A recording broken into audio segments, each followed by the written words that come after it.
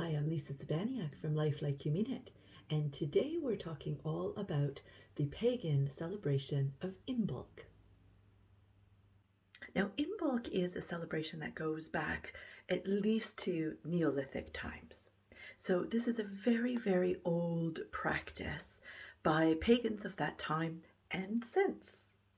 Now, like many of the pagan traditions and celebrations, nature features here. So this was, you got to remember, a time when, the harvest was everything. Then being able to plant and then being able to harvest and store food for the winter. And since Imbolc lands on February 1st each year, this is a celebration of the end of winter. So it's a time of looking forward for the sun's return, as well as being able to replant and harvest food again. Now, after a long winter, you can imagine that none of the fresh fruits have actually survived this time. So, what they would have been celebrating with is having a nice feast, because that's what pagans love to do. But the feast would be with more vegetables that are hardy, that would have been able to survive up until this point. So things like our root vegetables, so our potatoes, carrots, parsnips.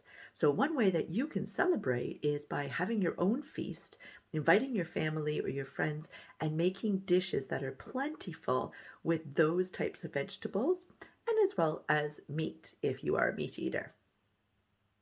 Now, of course, ritual would have been prominent at this time. And so we have, of course, some ways that you can celebrate Imbolc involving ritual or spell work. These are some of the ingredients that I chose to use for my ritual today. You may choose to use some different ingredients depending on what you would like to call in for 2023. Now, I've chosen a green candle because that represents prosperity, and that's something that I'm looking to bring in. And I've carved in carefully the word wealth into that candle. And now I'm going to bring out my bowl and my black salt. Now, black salt I have created a really quick reel about, but this is made quite easily with salt and also eggshells that are crushed up and mixed in with ash from previous spell work. And you'll find most witches use this for protection in their spells. So you will sprinkle that around your entire area that you are doing this spell work on. Then you're going to place your candle into the bowl. I've chosen some cedar wood essential oil because that represents nature. And I've placed some on my candle so that it can stick. The herbs that I'm going to use have stuck to it. Now, the herbs that I chose this time around are some rose flower petals rather, some chamomile, and some lavender. And now I'm also sprinkling in some dragon's blood, some prosperity resin, and an incense cone into my cauldron. The incense cone I've chosen is green to represent earth, and then also that will give me that heat and that source of heat to actually light the resin and the dragon's blood.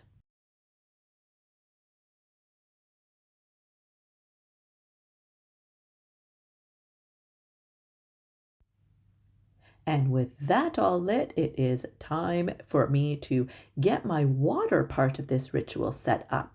So fire and water is what is being celebrated here. And so we've got the fire from the candle. The water is placed in my 5 seashells.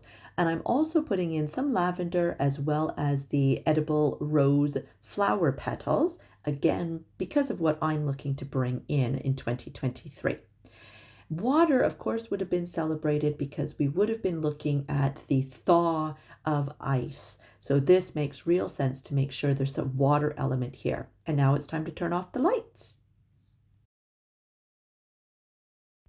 Because I'm a womb shaman, I always take this opportunity to do some womb healing during this ritual. Again, because Brigid actually is representing fertility, and there's a lot of birth that is happening at this time, and also the fertility of the soil. It's a wonderful time for me to empty my womb space, that energy that no longer serves me, and bring that out to my very special place in my garden where I always empty out my womb water.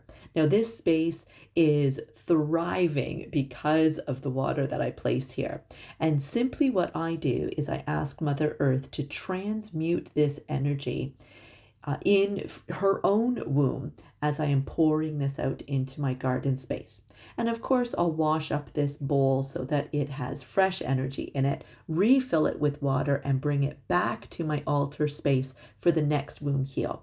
And I am also letting this candle burn all the way out. And finally, what I would like to cover very briefly is our beautiful goddess Brigid.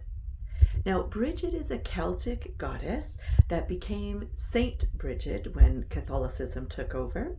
And Brigid is associated with Imbolc because she is a solar goddess, which many of the other goddesses are lunar, so follow the moon. But Brigid is a solar goddess following the sun.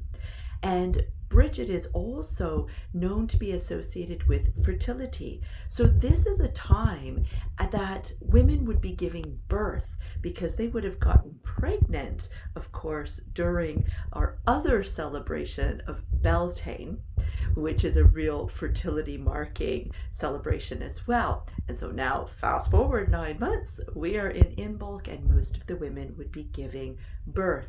So Brigid is associated with childbirth, with fertility, and also with the sun returning and bringing that fertility to the crops as well as the women.